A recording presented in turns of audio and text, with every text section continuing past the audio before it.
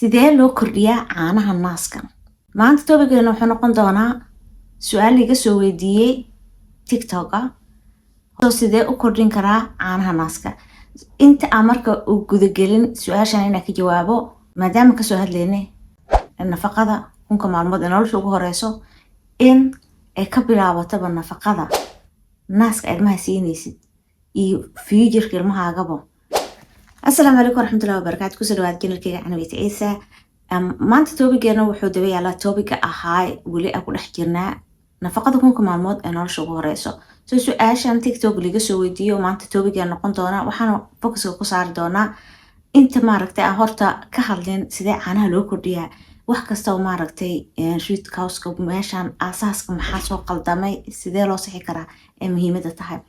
Asaaska gadaal ugu noqono topigeena koowaad maxaan kasoo hadalnay hooyada uurka leh kooda hore waa inay uurka isku sii diyaarisa intii hooyada uurkaba yeelan jirkeeda nafaqo ku filan siisaa.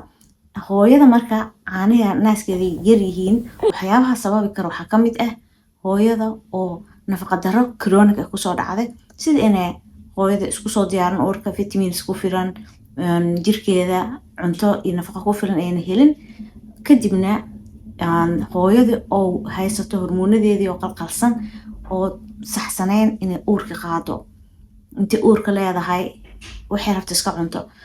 hooyada in caanaha naaskeeda ay yaraadaan waxyaabaha sababta u noqon karo waxay noqon kartaa hormoonada progesterone-ka, prolactin, growth hormone-ka, estrogen oo maxaa la dhahay khalkhalsan oo isku dheelitirnayn haddii hooyada maaragtay ilmo dhasho caanaha naaskeeda saameyn ku yeelan karaa in si fiican loo soo daayin.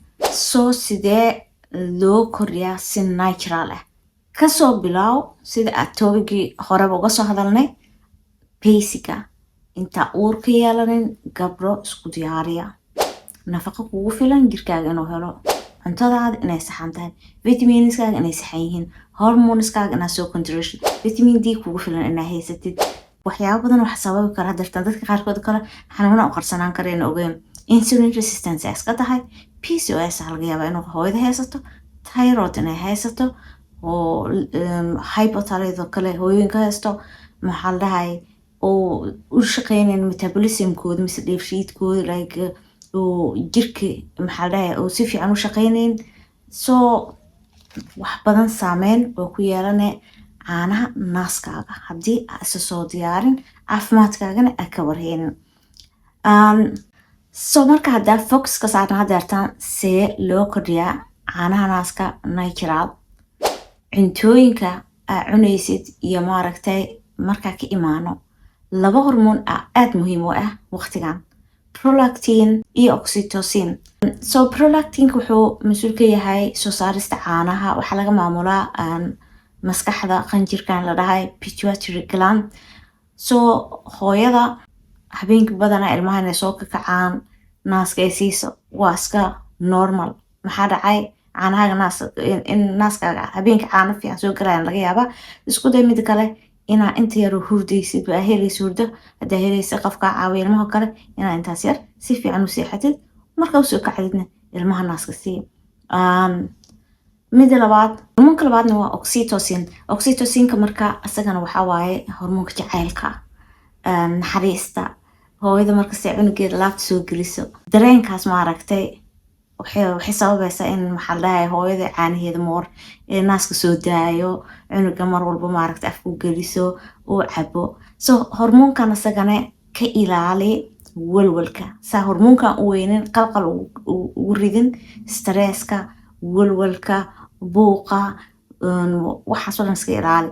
waqtigan oo kale natural hooyada inay hurdadeeda iyo qalqasho waa normal. maxaa dhahay routiinka dhana ka dhumaayo habeenkii ilmaha waxaa laga yaabaa marar badan inuu soo kaco laakiin waxa kale maaragtay environmentinka kugu hareeraysan inay ku saameyn iska ilaali.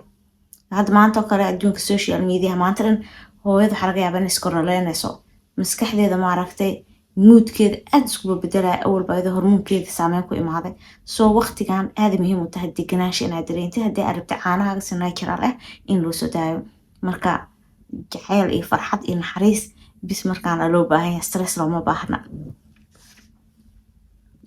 so cuntooyinka markaa u imaano cuntooyinka hooyada cunayso oo caawinaya naaskeeda caanihiisa waxaa waaye isku day qudaar shiido, smoothie shiido, boorashka wuu fiican yahay, ku darso chia fro mise chia seeds ku darso, maxaa la dhahay hemp seeds mar walba indhaha protein fiican way haysataa hooyada waqtigan protein u baahan tahay. ku shiido smoothiga, loosis ku darso, caano ku darso. maxaa soo haray iska ilaali shaaxa tirada badan, sonkorta badan leh ma u baahnid waqtigan waxaa u baahan tahay keliya wax nafaqo fiican jirkaaga siiya, protein leh, omega 3gaaga iska cab, malaayga cun week 2 mar, like cuntadaada kala sax. marka loo imaado waxyaabaha maaragtay oo naaska caanaha way kordhiyaan la dhaho, dhirtoo kale xulbada aadaa loo amaanaa, waxaa la dhahaa naaska caanaha way kordhiyaan. moringa caanaha naaska way kordhisaa, research la sameeyo maxaa la dhahay akhriyaa jirto dowliga lagu sameeyey. qoraxda xoog ii qabanaysaa hadayna qorax ma haysanin. yes moringaho kale subaxii amase maalintii smoothigaaga iskaga darso haddii dhadhankeeda ku dhiibeynin.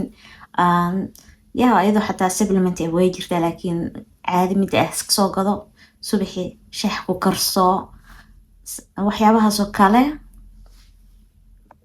mid ugu muhiimsan oo ugu dambeysa kusoo gabagabeynaa waxaa waaye cabitaanka biyaha. meesha maaragtay shaaxa badan aa ka cabayso, coffeenka, waxyaabaha badan aa energy ka raadinaysid. energyga inta badan anaga maaragtay waa dopaminkeenona qaldaayo. energyga waxa ugu fiican oo laga helo waa biyaha cadcad. haddaa rabti maaragtay ku darso liin dhanaan, mint, waxyaaba dheeran u sameyso.